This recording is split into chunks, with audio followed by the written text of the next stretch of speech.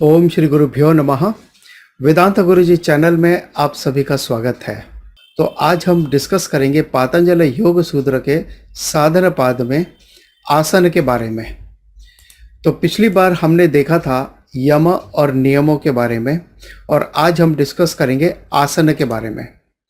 तो आसन क्या है, आसन सिद्धि हम कैसे हासिल कर सकते हैं और आसन सिद्धि के फलम क्या है, वो सब आज हम देखेंगे सूत्र 46, 47 और 48 में। So let us start with the prayer.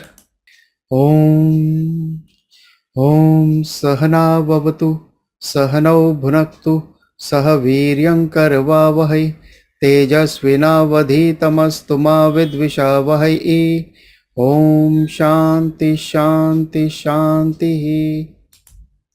योगेन चित्तस्य पदेन वाचां मलं शरीरस्य च वैद्यकेन योपाकरोतं प्रवरं मुनीनां पतंजलिं प्राञ्जलिरानतोऽस्मि। ओम। सो सबसे पहले हम देख लेते हैं सूत्र 46। सो लेट अस चांट सूत्र 46। स्थिर सुखम आसनम, स्थिर सुखम आसनम। अब इसके शब्दार्थ को भी देख लेते हैं। स्थिर यानी स्टेडीनेस, निश्चलता या स्थिरता होना। सुखम यानी सुखपूर्वक, हम किसी भी आसन में बैठे हैं तो वो सुखपूर्वक हो, कष्टदायक नहीं हो, हमें पीड़ादायक ना हो, हम कंफर्टेबली आराम से बैठे हैं उसमें। आसनम, आसनम यानी बैठने की स्थिति के बारे में यहाँ पे हाईलाइट किया गया है। हालांकि आप चाहे कोई भी पोस्चर है, आपका शारीरिक पोस्चर है जो योगासन में हम करते हैं, तो उसको भी हम आसन कहते हैं, लेकिन यहाँ पर जो हाईलाइट किया गया है वो है जो बैठने की स्थिति है, उसे हम कहते हैं आसनम। अब हम इसके भावार्थ को भी देख लेते हैं। अब जैसे आसनास तो कई तरह के हो सकते हैं, चाहे वो बैठ कर है, खड़े होकर के है, लेट करके है, लेट कर पेट के बल लेट कर है या पीठ के बल लेट करके है, तो एक पैर पे खड़े होकर भी हो सकता है, तो उन सबको भी आसन कहते हैं। लेकिन यहाँ पे जो हाईलाइट किया गया है वो आसन है, यानी जो बैठ कर हम करते हैं उसे हम कहते हैं आसन। और ये हाईलाइट इसलिए किया गया है क्योंकि बैठकर जो हम मेडिटेट करते हैं और लंबे समय तक हम मेडिटेट कर सकें, इसके लिए हमें चाहिए कि हम उस आसन में सिद्धि हासिल करें और वो सुखपूर्वक करें, कंफर्टेबल हो करके करें, और उस आसन में हमारा स्टडीनेस आ जाए, स्थिरता आ जाए। स्थिरता यानी निश्चलता, यानी हमारे हाथ पैर ज्यादा हिले डुले नहीं। ऐसा आसन जो सुखमय हो, स्थिर हो, उसे हम कहते हैं। तो ऐसा सिटिंग पोस्चर जहां पर हम आराम से कंफर्टेबली बैठे बिना हिले डुले, उसे हम कहते हैं आसन। अब ये बैठ कर करने वाले आसन भी कई तरह के हो सकते हैं, लेकिन वो आपकी चॉइस है कि आपको क्या कंफर्टेबल लगता है। जैसे वज्रासन में बैठो या पद्मासन में बैठो या अर्ध पद्मासन में, तो ऐसे कई आसन हैं जिसमें आप बैठ सकते हैं। तो जो आसन में आप ज़्यादा लंबे समय तक बिना हिले डुले और कंफर्टेबली बैठ सकते हो, वो आसन आपके लिए उचित है। तो यहाँ पर सूत्रकार ने ये कोई हाईलाइट नहीं किया कि आपको यही पर्टिकुलर आसन करना होगा, दूसरा नहीं। अब सवाल ये उठता है कि ये स्थिरता, निश्चलता और कंफर्ट जोन हम कैसे हासिल करें आसन में, कैसे हम लंबे समय तक सुखपूर्वक और निश्चलता के साथ में ये आसन कर सकें। सो लेट्स सी सूत्र 47, जहाँ पे विधि बताई गई है इस आसन की सिद्धि को हासिल करने के लिए। प्रयत्न शैथिल्यानंत समापत्तिभ्याम, प्रयत्न शैथिल्यानंत समापत्तिभ्याम, ये पूरा एक ही वर्ड है, समासा है। सो अब हम इसके शब्दार्थ को भी देख लेते हैं। प्रयत्न शैथिल्य अनंत समापत्तिभ्याम, तो यहाँ पे दो बातें हैं, प्रयत्न शैथिल्य और अनंत समापत्ति, ये दो चीजें। सो भ्याम इज द ग्रामेटिकल सफिक्स है वहां पर, जो दर्शाता है कि यहाँ पे दो बातें हैं। सो एक है प्रयत्न शैथिल्यम और दूसरा है अनंत समापत्ति ही। तो प्रयत्न में शिथिलता यानी क्या? सो प्रयत्न की शिथिलता यानी जो जितनी भी हमारी चेष्टाएं हैं, नोइंगली कॉन्शियसली हम कुछ करते हैं या अनकॉन्शियसली हम कुछ करते हैं, वो सारी चेष्टाएं जो हैं वो शिथिल हो जाए, शांत हो जाए, कंफर्टेबल हो जाए, रिलैक्स हो जाए। अब चेष्टा यानी क्या?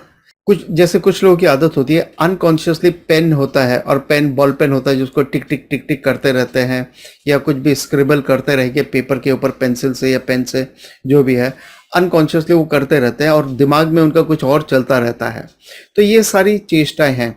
या कुछ लोग गाने की धुन पे अपने आप में मूव करते रहते हैं या अपने आप से बातें करते हुए चलते रहते हैं, हाँ, मस्ती में यूं चलते रहते हैं, ये सब चेष्टाएं हैं।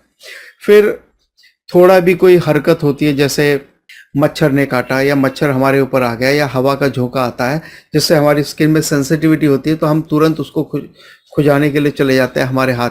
तो ये सारी कुछ कॉन्शियसली हम करते हैं, कुछ अनकॉन्शियसली हम जो करते हैं, ये सारी चेष्टाएं, उनमें शिथिलता आ जाती है, वो शांत हो जाते हैं, वो रिलैक्स हो जाते हैं।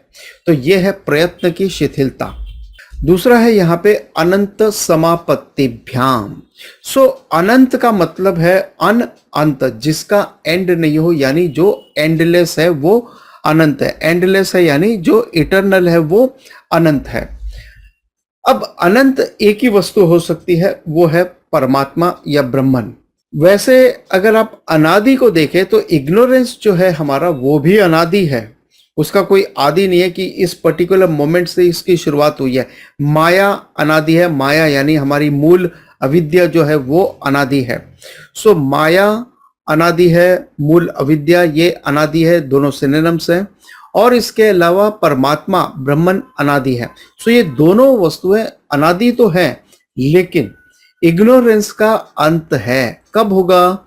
जब आपको कैवल्य सिद्धि प्राप्त हो जाएगी तब इग्नोरेंस का अंत हो जाएगा, यानी जब आपको ब्रह्म ज्ञानम हासिल हो जाएगा तब इग्नोरेंस का अंत हो जाता है। लेकिन ब्रह्मन का अंत कभी नहीं होता, वो सदा था, सदा है और सदा रहेगा।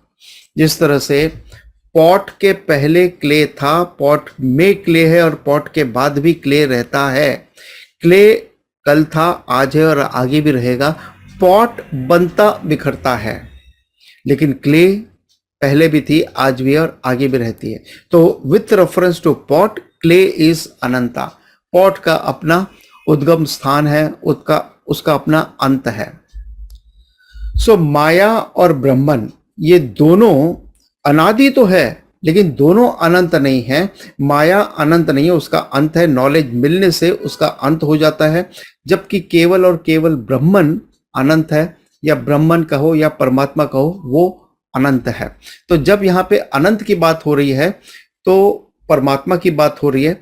कुछ लोग जो है, कुछ स्कॉलर्स हैं जो ये भी कहते हैं कि अनंत यानी शेषनाग से रेफर करता है, मगर शेषनाग अपने आप में वो अनंत नहीं है।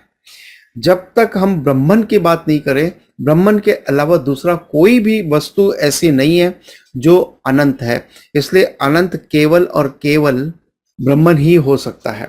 दूसरी बात, कुछ लोग ये भी कहते हैं कि समापत्ति का मतलब है समाधि, यानी आप समाधि की मदद से आसन में सिद्धि हासिल करते हैं।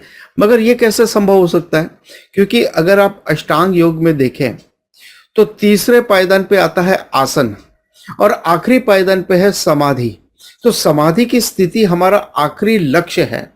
अब यहाँ पे कुछ लोगों की मान्यता ऐसी है कि समाधि की मदद से हम आसन की सिद्धि हासिल करेंगे, यानी ये जो 8th स्टेप है उसकी मदद से हम 3rd स्टेप को हासिल करेंगे। तो ये लॉजिकली एक्सेप्टेबल नहीं है। इसलिए अनंत समापत्ति का एक ही मतलब होता है कि उस परमात्मा में अपने मन को लगाना, उसमें समावेश हो जाना, अपने मन में उतना लीन हो जाना, उस विचार में, उस परमात्मा के थॉट में इतना लीन हो जाना, उसे कहते हैं अनंत समापत्ति ही। तो अनंत समापत्ति और प्रयत्न की शिथिलता, इन दोनों चीजों से आपको आसन में सिद्धि प्राप्त होती है। अगर आप किसी और वस्तु के बारे में सोचेंगे तो आपका मन भटकेगा, उस पर शिथिलता नहीं आ सकती। और आसन में शिथिलता आने के लिए आपका मन में शिथिलता का आना बहुत जरूरी है। और मन की शिथिलता कब होगी? जब आप किसी शिथिल वस्तु, स्थिर वस्तु पे आपका फोकस होगा तो ही आपकी स्थिरता आएगी। अगर किसी मूवेबल वस्तु पे आपकी फोकस है तो स्थिरता कैसे आ सकती है? तो आपका मन भी भटकेगा वहां पर। इसलिए अनंत समापत्ति यानी परमात्मा में जब आपका मन लग जाता है और प्रयत्नम की शिथिलता होने से, यानी सभी चेष्टाओं की शिथिलता होने से आपको आसन में सिद्धि प्राप्त होती है। आप स्थिर सुखम आसनम इस स्थिति को पा लेते हैं। अब जब आप इस स्थिर सुखम आसनम की स्थिति को पा लेते हैं तो उसका फल क्या होता है ये हम देखते हैं अपने अगले सूत्र में। सो लेट्स चांट सूत्र 48। ततो द्वंद्वानभिघातः, ततो द्वंद्वानभिघातः।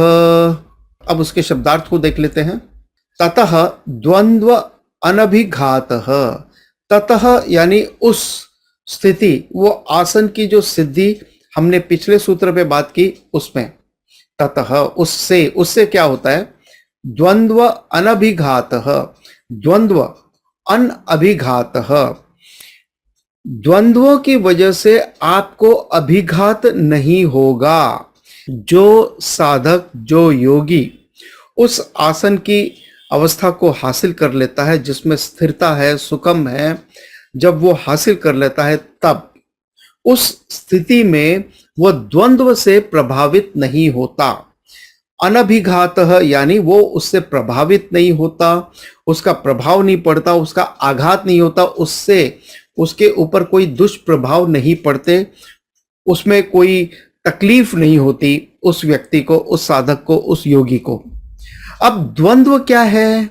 द्वंद्व यानी pairs of opposites. Pairs of opposite यानी जैसे अगर आप शारीरिक स्तर पर देखें तो हीट और कोल्ड, सर्दी और गर्मी, ये हम शरीर में अपने स्किन पे एक्सपीरियंस करते हैं। सो हीट और कोल्ड से वो अफेक्टेड नहीं होगा। इमोशनल लेवल पर सुख और दुख से वो अफेक्टेड नहीं होगा। इंटेलेक्चुअल लेवल पे अगर देखें तो वो मान अपमान से अफेक्टेड नहीं होगा। सो एट ऑल लेवल्स वो किसी भी वस्तु के ऊपर या नीचे होने से अफेक्टेड नहीं होगा। Even at the material level उसका फायदा हो या नुकसान हो वो अफेक्टेड नहीं होता है। सो ये सिद्धि प्राप्त करने से, यानी आसन सिद्धि प्राप्त करने से, यानी आसन में स्थिरता और सुखपूर्वक करने से द्वंद्व से परे चले जाता है। यानी द्वंद्व जो है, पेयर्स ऑफ ऑपोजिट्स जो है, वो उसे अफेक्ट नहीं कर सकते हैं। और अगर इतना भी हम अचीव कर ले, जिंदगी बहुत सुखमय हो जाती है उसके बाद। तो ये सारी प्रॉब्लम्स होती है हमारे द्वंद्व की वजह से, और सबसे बड़ा कारण है उसका हमारे राग द्वेष। क्या हम लाइक करते और क्या हम डिसलाइक करते, यहाँ से सारी प्रॉब्लम्स की शुरुआत होती है, जो सबसे बड़ा द्वंद्व है। और जिसकी वजह से I like winter, I don't like summer. तो ये द्वंद्व हमेशा चलता रहता है। कोई मीठा ऑफर करे तो कहेगा कि हाँ मीठा तो ठीक, अब तीखा भी चाहिए। कोई तीखा ऑफर करे तो कहेगा हमें मीठा भी चाहिए। तो इस तरह से हम द्वंद्व से प्रभावित होते रहते हैं जिंदगी भर। और जो कोई आसन में सिद्धि हासिल कर लेता है तो वो एटलीस्ट इस द्वंद्व से प्रभावित नहीं होता, उससे वो फ्री रहता है। इन शॉर्ट उसके अंदर एक अच्छा शॉक एब्जॉर्बर डेवलप हो जाता है। जिस तरह से एक टूटी फूटी सड़क है, उस पर अगर आप टू व्हीलर से जाएंगे तो आपको बहुत ज़्यादा जर्की लगेगा, ऑटो रिक्शा से जाएंगे तो आपको बहुत ज़्यादा जर्की लगेगा। लेकिन अगर वहीं पर आप बहुत बढ़िया कार से जाते हो, मर्सिडीज से जाते हो, फरारी से जाते हो, तो आपके कार के शॉक एब्जॉर्बर इतने अच्छे हैं कि उसके अप्स एंड डाउन्स आपको महसूस ही नहीं होने देते कि वहाँ पे कुछ अप्स एंड डाउन्स हैं। तो उसी तरह का एक शॉक एब्जॉर्बर आपके अंदर डेवलप हो जाता है, जिसकी वजह से ये द्वंद्व आपको प्रभावित नहीं कर पाते हैं। तो ये है आसन के बारे में। तो अब तक हमने देखा था यम, नियम और आसन तक हमने देखा है। नेक्स्ट सेशन में हम बात करेंगे प्राणायाम के बारे में। और ये वीडियो आपको पसंद आता है तो आप इसे लाइक करें, शेयर करें दूसरों के साथ में। और अगर अब तक आपने हमारा कोर्स जो ऑनलाइन जूम पर होता है उसे ज्वाइन नहीं किया है तो नीचे टेलीग्राम का लिंक दिया है, उसे आप क्लिक करके ज्वाइन कर लें और हमें मैसेज कर दें कि आपको कोर्स में इंटरेस्ट है। सो ये है वेदांता का ऑनलाइन कोर्स जो हर वो व्यक्ति जो 18 साल के ऊपर है वो उसे ज्वाइन कर सकता है। So let's conclude with the prayer. ओम पूर्णमदः पूर्णमिदं पूर्णात् पूर्णमुदच्यते पूर्णस्य पूर्णमादाय पूर्णमेवावशिष्यते। ओम शांति शांति शांति। ओम तत्सत।